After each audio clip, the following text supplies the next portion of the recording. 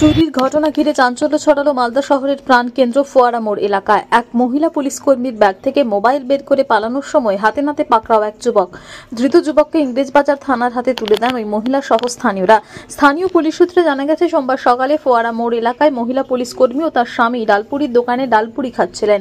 সেই সময় এক যুবক ওই মহিলার পুলিশ কর্মীর পাশে এসে দাঁড়ায়।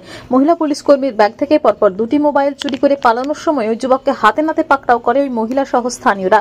প্রথমে যুবককে তুলে দেওয়া হয় মালদা শহরের ফোয়ারা মোড় এলাকায় স্থানীয় ট্রাফিক পুলিশের হাতে। এরপর খবর দেওয়া হয় ইংরেজবাজার থানার পুলিশকে।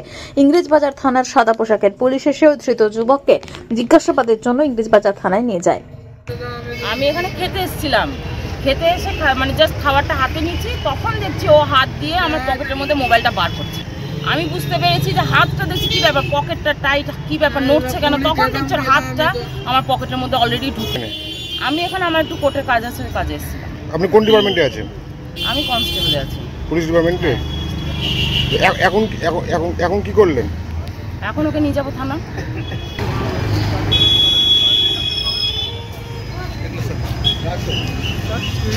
আজকে আমি আমার স্ত্রী দুজনেই মালদা এসেছিলাম একটা বিশেষ কাজে আমাদের। এবার আমরা ডালপুরি দোকানে পুরি খাচ্ছিলাম। খাবার সময় একটা বাঁ হাতে প্লেট ছিল আমার মিসেসের, কোনো পকেটে মোবাইল রাখা ছিল বাড়ি। ছেলেটা কী করে এসে মানে ওরা কায়দা করে দাঁড়িয়েছে পাশে দাঁড়ানোর পর ও হাতটা ঠিক ধরেছে। যেই ধরেছে আমার মিসেস বুঝতে পেরেছে, বুঝে কিছুটা মোবাইল টানা হয়ে গেছে অলরেডি। এবার আমার মিসেস ধরে নিয়েছে। তারপরে আমরা ধরে নিয়ে আসলাম, আমরা পোস্ট অফিস মোড়ে যে ট্রাফিক গার্ড যারা আছেন ওনাদের কাছে নিয়ে আসলাম। ওনাদেরকে হ্যান্ডওভার করে চাকরি করেন? উনি কনস্টেবলে আছেন, আমি ডিপার্টমেন্টে আছি। Police station Sadarghat. হ্যাঁ, যেটা বলছে তোর বাবার নাম কি?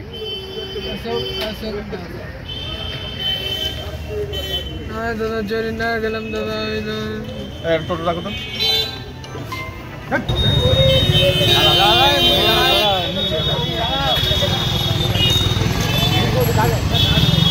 মালদহ থেকে নিজস্ব প্রতিনিধির রিপোর্ট, টিভি নিউজ 10।